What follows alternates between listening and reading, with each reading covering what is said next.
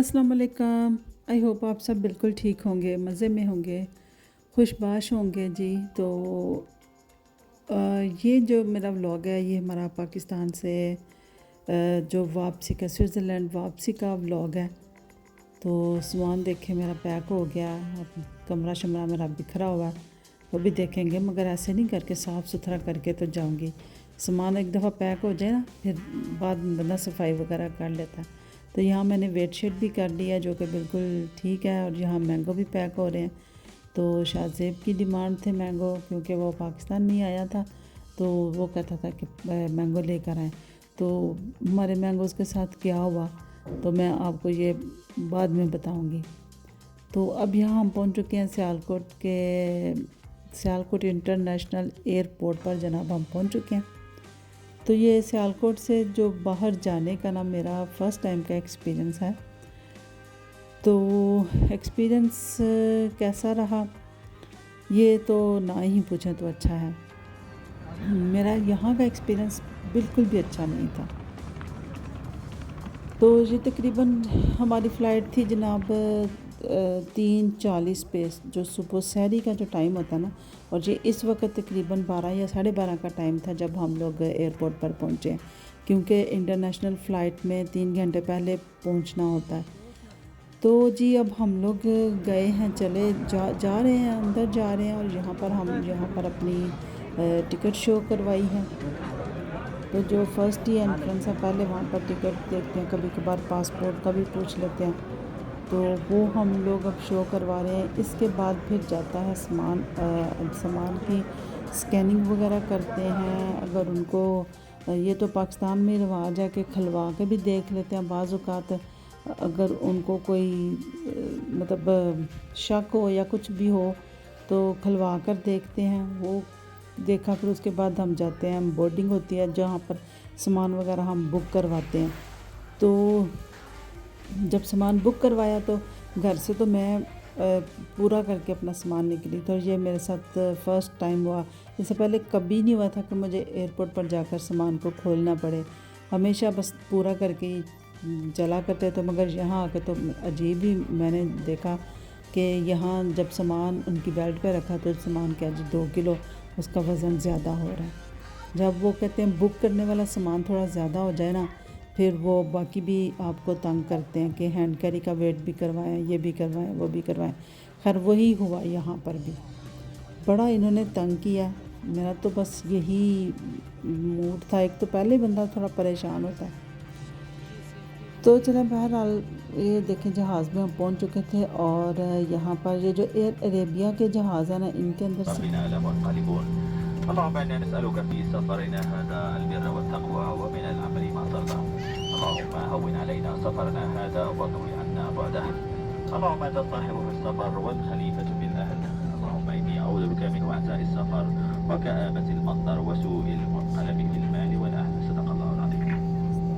होता है, दुआ पढ़िए। इस तरह आपने करना है।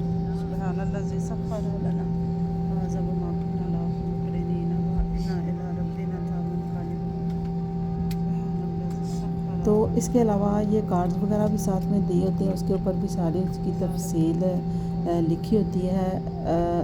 अल्लाह माफ़ करे या अल्लाह रहम करे, एमरजेंसी की सूरत में एमरजेंसी लैंडिंग करनी पड़ जाती है या जो भी होता है, इसके ऊपर सारा लिखा होता है। तो मैं ख़ुद भी इसको ध्यान से पढ़ती हूँ, और मैं अपने बेटे को भी कह रही थी कि इसको पढ़ो और उनको भी देखा करो।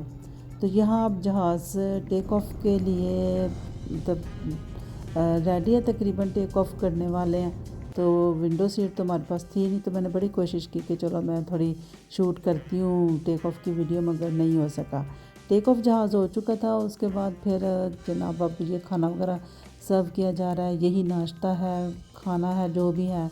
अब तकरीबन 4 और 5 का टाइम था ये।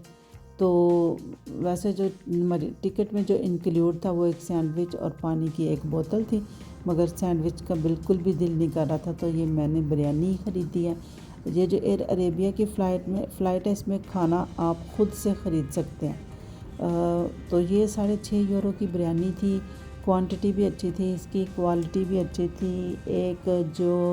एक बंदा ना, मर्द जो है ना, वो एक उसका मतलब अच्छा खासा वो फुल हो जाता है।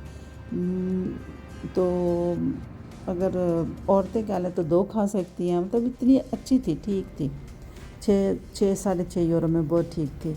इसके अलावा ड्रिंक वगैरह भी साथ में होते हैं, वो भी 2-2 यूरो के, अगर चाय लेनी है या कोई को आपने कोल्ड ड्रिंक लेनी है तो वो भी। तो अब जनाब हम पहुंच चुके हैं शारजा एयरपोर्ट पर। तो शारजा पे जब हम पहुंचे तो यहाँ पर सूरज निकल रहा था, सुबह सुबह का टाइम था। तो हमारा प्लेन बाहर ही रुका था, फिर अब हम बसेस के ज़रिए एयरपोर्ट की बिल्डिंग में जा रहे हैं। जो अमूमन जो पाकिस्तान से फ़्लाइट्स आती हैं ना, उनको ये बाहर ही रोकते हैं और बसेस वगैरह के अंदर ही लेकर आते हैं। तो अब हम आ गए शारजा एयरपोर्ट में। तो यहाँ हमारा था 1.5 घंटे का ट्रांज़िट था। तो फिर वो तो इतना ज़्यादा नहीं होता, मतलब इतना ही होता है कि हम एक प्लेन से आए हैं और अब दूसरे की बोर्डिंग आगे शुरू हुई होती है और दूसरे में चले जाते हैं।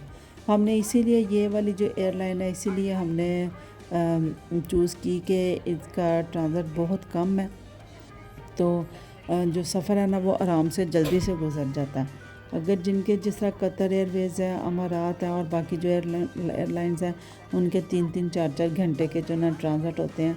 और ट्रांज़िट तो चलो 3-4 घंटे भी गुजर ही जाते हैं, मगर ये है कि सफ़र बहुत लंबा हो जाता है और बंदे को बहुत थकावट हो जाती है।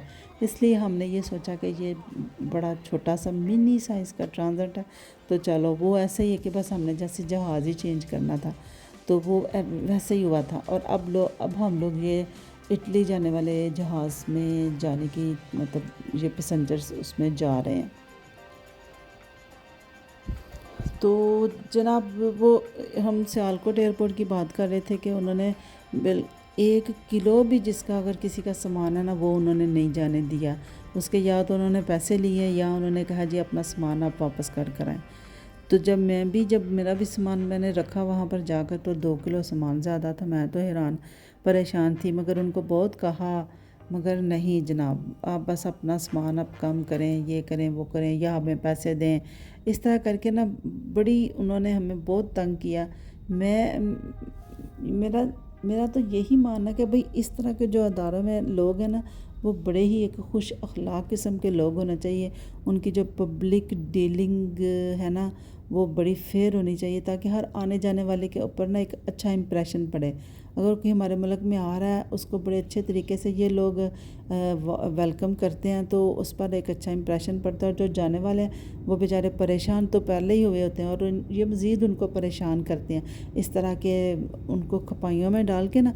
और फिर इनके पास जो इन्फॉर्मेशन, न्यू जो इन्फॉर्मेशन होती है ना, वो भी नहीं होती इतना, मैं कहती हूँ नॉन अपडेटेड, मतलब इन्होंने इन्फॉर्मेशन रखी होती है कि बस ना खामखा लोगों को तंग करते हैं। मैं जो इन्होंने मेरे साथ जो दूसरा वाक़या, वो मैं आपको नेक्स्ट वीडियो में उसके बारे में बताऊंगी। तो अब हम ये देखें, जो जहाज़ इटली जाने वाला जहाज़ था वो तकरीबन टेक ऑफ कर चुका है। और बाकी की जो वीडियो है वो बाकी का जो व्लॉग है वो आपके साथ मैं नेक्स्ट वीडियो में शेयर करूँगी, क्योंकि फिर वीडियो बहुत लंबी हो जाती है और आप लोग देखते नहीं हैं। तो प्लीज़ आप मेरी इस वीडियो को ना लाइक कीजिएगा और शेयर कीजिएगा, ताकि जो हमारा मसला है ना वो सारे लोगों तक पहुंच सके। तो ठीक है, मिलूँगी फिर दूसरे व्लॉग में। अल्लाह हाफ़िज़।